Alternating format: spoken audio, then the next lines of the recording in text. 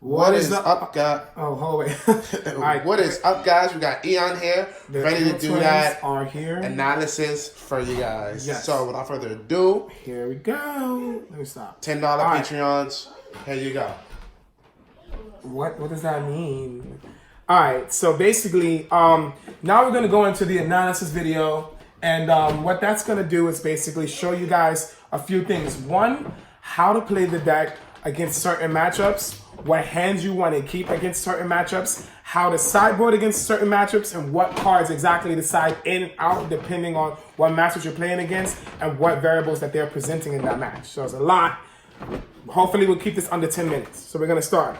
We went in the first video, we already showed how to play the deck, what hands we want to keep. Now certain things changes as we play against certain matchups. First one we're going to discuss is the Brawly Haida Mastery matchup. So the Brawly Haida Mastery, obviously, guys, we're gonna side in the extra Zarbon.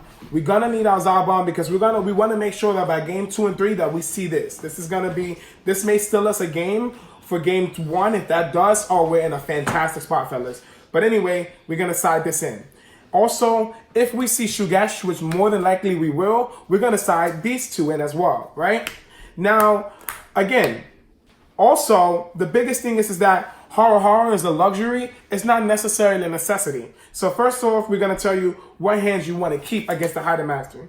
Haida Mastery, you can abandon everything else. Yep, Nimbus is not important. Very important. Power Burst is not important. None of these things are important. Your goal is to make sure that you have your Kid Gokus in your opening hand and as many as possible. If you see something like this, that's fine because this is going to help you get rid of Crisis Crusher. Most of them aren't running Crisis Crusher, but if they are, if they're like me and they're running Crisis Crusher, then chances are that's going to come in handy. And Zarbon, guys, I cannot stress how important he is.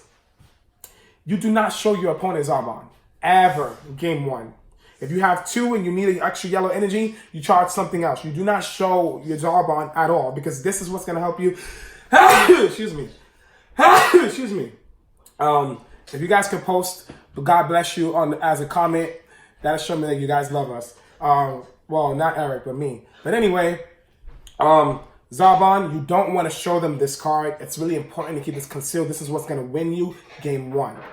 Game 2, you're going to side in the extra copy. But again, the hand holding on to this and holding on to these copies. Nothing else matters. Everything comes after you kill their Haida Mastery, right? Then you can focus on your aggression and your control, all right? What we're going to be siding in against Haida Mastery is Zarbon and extra Zarbon game 2 and 3. Guess what? Guess what we don't need? Nimbus. We don't need Nimbus because Nimbus is not important against that matchup. Guess what else? We don't need Gogetas, right? Because Gogeta's not important in that matchup because chances are if they can't beat us and we kill the Haida Mastery, we go to face with all of this good, raw aggression. And then lastly, you can side in your 3 Horrors to go extra wide against them, and you're going to get rid of your Demigra and both of you at all costs. Boom. That is the cards that you side in and side out against your opponent. That's the hand that you keep. That is the way that you play the game against them. We just covered the Haida Mastery matchup. Very important. Again, do not attack Haida Mastery, especially if you have access to this. Make them pay to put that sparking inside their drop as well. That just helps you prolong the game and makes the game much better for in your favor as well, okay? Because the second you start generating that hand advantage, they become starved of resources and they have to attack you, which ultimately is going to help you see your Zarbons. It's going to help you see more cards, okay? And don't be afraid to take the damage if they do attack you. Nextly, we're going to go into the Green Brawly matchup. Now, Green Brawly, this slightly changes. We do care about this only because we want our 4-star, but we actually want to get our 4-star. So that we don't have to tap out turn 1 if we go second. If we go first, that's fine. What we're going to want to do is hold on to our negates in the Green Brawly matchup. That's really, really important. Negates in the green matchup. If we can shut them down, we can normally close out the game with Isekai against leaders with leader swings, etc. So most important part is just holding on to these to shut out their turns. They attack, now you negate, then you power burst, you get that. These cards we're not going to drop early. These cards are going to be used to get rid of the chain if it's a nuisance to you. Do you get that? Basically, they leveled up to 6 or 8 drop. Now you can get rid of the 6 or the 8 drop. Or if you have 2, you can get rid of both the 6 and the 8 drop and completely rid them of their chain that particular turn, and they have to start from scratch. Okay, so that's really effective. You don't want to just drop these haphazardly and lose access to that. Also, this is your best friend. Don't waste this card when you don't need to, because when you kill off their chain, you're sacrificing a Kid Goku. Now, what that does is you negate an attack, pull a Kid Goku back, and now you can do that again. This is your best friend. Okay, we're moving to the sideboard against that matchup. Sideboard, Zarbon is not effective because it doesn't matter. Guess what we're siding in, guys, against the secret rare? Crusher Balls. Crusher Balls are going to go in against the secret rare. We want to go wide. Haru Haru. Haru Haru is going to come in. And guess what we don't need against that matchup? These late game cards we don't need. They're not effective because the game is going to be either we beat them or they beat us. They're going down to full life on turn 2. I'm pretty sure we can close out the game with flooding the board. So we don't need those. This is going to help us go really, really wide against that matchup, okay? And that's literally how to play against that. When you sideboard it, that's literally how you play. You're going to hold this. One quick thing, too. Go ahead. You have to add on to just what you were saying.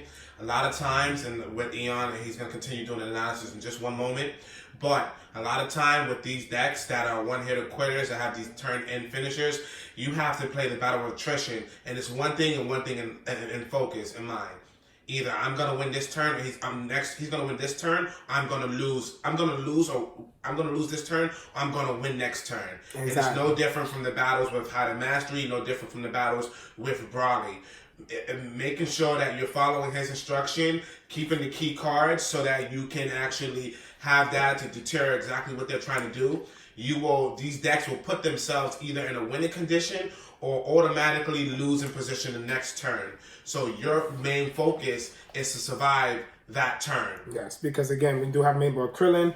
We can flood the board nice and effectively for cheap energy course, extend plays with Senzu Bean, and we have access to Hidden Power East Kai, which is really effective, okay? Crusher Ball, you get an opening hand, you hold it opening hand. You hold it for the entirety of the game. The second they go into Secret Rare, they lose the game because they drop their hand. Secret Rare can't attack.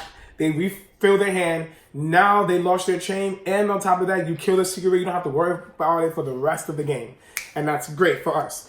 Moving forward, the next matchup is going to be the Janemba matchup. Now, Kid Cool, yes, actually it's a matchup right now that it's online right now. So basically in this matchup, the biggest thing is that normally with this deck, we get rid of these cards early. You know, we see these cards, we shuffle them in. Janemba is not going to be that simple. If you catch a Demigra or a Gogeta, you're going to hold it. You're going to hold it. So he's gonna you charge everything else. The first hand money. Yes. So the first 10 minutes, you're going to catch these against Janemba, you're going to hold it because these are the game finishers. Janemba has a great ability to maintain longevity, and that's good for you as well because guess what's happening? You're going to be able to meet your sparking cost very easily against Janemba, and you're going to put them down to 3 cards in hand. Extremely effective. Pair that up with something like Bad Ring. That's really effective, right? You're going to have something like Demigra. They're going to fuel your cost already. Again, with Demigra, very easily. You don't have to work hard for it. It's going to happen, and you're going to be able to control them. They're going to have the Demon Sword this card off board, which is terrible because they lose extra hand power after just losing an entire hand. And then also, they have minimal mill, and they're not safe on that because Agent of Destruction is more important in that matchup. Okay, so that's really important against Janemba. I'm holding on to these. The rest of the game, you're going to do as you want to do, which is basically holding on to this so that you can get your ball and get your advantage started. And you're going to kind of want to just be swinging to face with them. You're a 15K leader off rip. Keep attacking. Do not attack because once it's time for these are going to really show, wow, you took all that life. It's detrimental for you. But you got to make sure these don't get milled out. You catch it, you keep it. Simple. Sideboarding the matchup now. Very simple. Sideboard against Janemba, 1, 2, and 3. Tien is going to be extremely effective against Janemba because it's going to allow you to do your real big plays. You're going to be able to go wide. Try to keep only 3 cards on board, though, because Kami is a thing. Again, Kami is God tier level 99. We explained this already. Try to make sure that if you're not getting too cocky, and if you get a little bit too cocky, combo 1 card off a board, even if it's a Krillin. Combo it off the board because you don't want to lose your whole board off because you decided to get greedy and keep it Krillin, okay? This is going to be great. They can't untap. Automatically, you can take out the 2 Yes. Zarbons. I'm not done with that just yet, but yes, you can take out the 2 Zarbons. And also, guys, what you're going to want to do is be able to sideboard this against them. All right, this is also a great sideboard because it stops the Agent of Destruction plays. They have to deal with this card, right? So how are you gonna do it? Simple. You can side out these. These Zarbons can go out for this. And against the Janemba matchup, honestly, guys, you can side out a Nimbus. You can side out 2 Nimbus. And honestly, you can side out any additional other card. You know, you can side out a Power Burst or what have you. They're not really that effective. Actually, to keep the consistency of it, I would say side out a Power Burst, side out a Nimbus. And then the third card you can side out is possibly any one of these cards here. But it's just based on what you feel that you need. You know, but I definitely 3 in that matchup is effective. Or you don't have to add the Godly Destruction Reese if you feel like it's not effective, and you just go to face like this. Okay, because Nimbus and Power Burst, these negates are not really crazy effective. They are because they can shut down your opponent's offensive Power Burst, energy being able to plays. stop them from activating their sense of being early on. Okay, so that's that. Obviously, Godly Destruction Reese is extra if you really feel like, hey, they're doing a lot. Their main game plan is to untap their energy. Then Reese is going to be also very effective. In which case, you can side out, any one of these cards, right? So that's to your leisure. But these are when you have access for that. Now we discussed Yellow Brawly, Green Brawly, and Janemba. We're going to go into the mirror match. Mirror match is extremely simple. This deck is already tailored to beat the mirror match main board. Anything else extra is just extra. And what that is honestly Crisis Crusher. And Crisis Crusher is a very easy fix because you're going to be able to go Crisis Crusher for 2 of these. You may want to side Crusher Ball. This is extra, but this is also, again, to your leisure. Battering Laser is not really crazy effective in the matchup because they don't necessarily hoard the negate. So you can definitely take out a Battering Laser if you feel like Crusher Ball is something you want to do. It's good against Training Buddy Krillin. It's good against, Demigra. It's good against, Demigra and the Mirror as well. And it's added extra defense. So, again, you could do that for that as well if you want. But everything else, this deck already has standard defense against that. So, those are your options right then and there. Now, nextly, we're going to go down and we're going to discuss, there's a few more matchups, but it's not really that all important. And that is Shinjita, because it is kind of a thing. But again, most of the time, if they're not running objection, you go first. You're going to hit off your Gogeta or this or what have you. And just not taking damage effectively and having access to Nimbus. Be mindful, opening hands against most decks again. You want to make sure, and I don't know if Eon explained this yet, but when you're playing against the High Mastery deck, one of the things that we have determined was we don't really want our Android 8s and our Son Gokus to be killed early off, depending on a certain build that the High Mastery has. So with that being said, you can actually turn 3, if in fact you have 6 life and you awaken, they're going to have to attack into you regardless, so you should be able to awaken at 6 life. So on turn 3, when they're going towards their turn 4, towards the High Mastery Victory Strike play, you want to make sure that you're dropping your Android 8s and your Son Goku, the 1-drops, during that turn. Awaken and then play more. So at least you can have 2 to 3 or 1 and 1. But you want to make sure you have it in that fashion so that they have to utilize their energy specifically to do what they do, outside of trying to just get rid of the cards on board. Because it's going to be tougher for them to utilize their energy and get rid of your board outside of that. So now they just force the Height of Mastery and just hope and pray that the Height of Mastery can do what they plan to do. So that way they tap your cards and you keep that 1 Zarbon and instantly you kill the chain. You kill the Victory Strike, you kill the Height of Mastery, you kill whatever you want. So that's one of the biggest things you want to make sure. Hoard those cards until turn 3.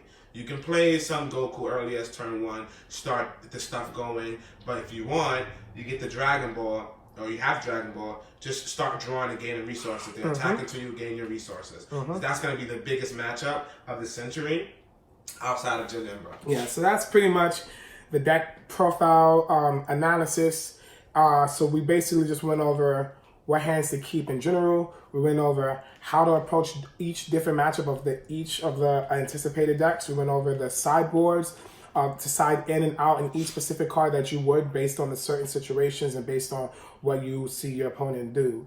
And basically how to approach the siding process in general against certain things. So that's pretty much what this deck is. This deck is extremely good, and it can give you some good success for your prelims and your regionals. By far one of the best decks. Yes, it's extremely good deck. Anyway, guys, thank you for supporting. This is for you. And as always,